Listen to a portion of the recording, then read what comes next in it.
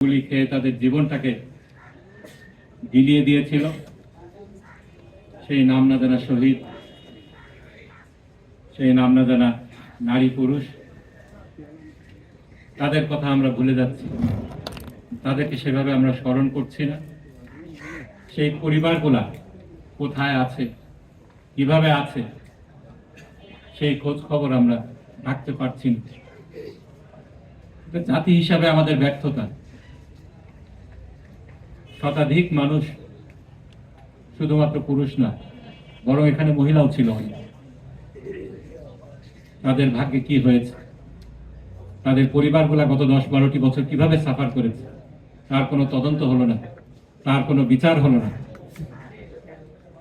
এটা আমাদের সামষ্টিক ব্যর্থতা বলে আমি মনে করি। এই যুদ্ধাপরাধ ট্রাইব্যুনাল যখন গঠিত হলো, তখন আমার ছোট ভাই আরমানের মতো আমারও ডুয়েল ক্যাপাসিটি ছিল।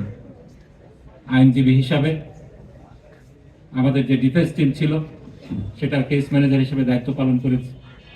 একই সাথে ভুক্তভোগী পরিবারের সদস্য হিসাবে আমাদের যে ফার্স্ট হ্যান্ড এক্সপিরিয়েন্স হয়েছিল, অবিচারের যে এক্সপিরিয়েন্সটা হয়েছিল, সেটা যে প্রপার ডকুমেন্টেশনটা দরকার ছিল, সেটা আসলে এতদিনও হয়নি। স্কাইপ কেলেঙ্কারির কথা আমার সিনিয়র বন্ধু বললেন। এর আগে যে ঘটনাটা, আরেকটি কেলেঙ্কারি হয়েছিল, সেফ হাউসে নিয়ে এই সাক্ষীদেরকে টিউটরিং করা হতো, যা আইনে রীতিমতো নিষিদ্ধ।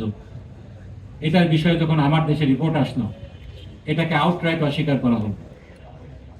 পরে স্কাইপ কেলেঙ্কারির যে বিষয়টা আমরা দেখলাম, 2012 সালের ডিসেম্বর মাস, নিজামুল হক নাসিম, তার উপরে নির্দেশ তড়িঘড়ি করে একটা রায় দিতে হবে।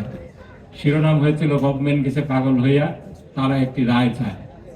এটাই ছিল স্কাইপের কথাবার্তা সেই জিয়াউদ্দিনের সাথে নিজামুদ্দিন নাসিমের।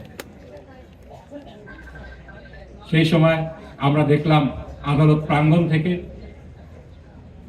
সেই সাক্ষীকে কিভাবে তুলে নিয়ে যাওয়া হলো এবং তাকে পাওয়া গেল পরবর্তীতে ইন্ডিয়াতে। সবচেয়ে অবাক করা বিষয় ছিল, দেশি বিদেশি মিডিয়া যে নীরব ভূমিকা পালন করেছে, ক্ষেত্র বিশেষে ফ্যাসিবাদের দোসর হিসেবে কাজ করেছে, গোটা বিষয়টাকে যেভাবে ইগনোর করে গিয়েছে, উপেক্ষা করে গিয়েছে, সেটাই ছিল সবচেয়ে অবাক করা বিষয়।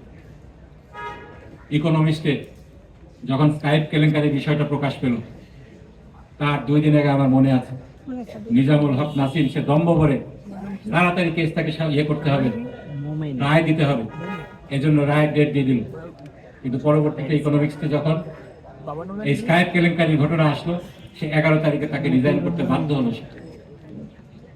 পরবর্তীতে ফজলে কবিরকে সেই ট্রাইব্যুনাল 1-এর চেয়ারম্যান হিসেবে নিয়োগ দেওয়া হলো এবং আমরা দেখলাম ফেব্রুয়ারিতে সেই রায়টি দেওয়া হলো। আমার সিনিয়র বন্ধু ব্যারিস্টার ইমরান সিদ্দিকী যথার্থই বলেছেন, এই মামলায় যত অসঙ্গতি ছিল, অন্য কোনো মামলায় এরকম অসঙ্গতি আমরা দেখিনি।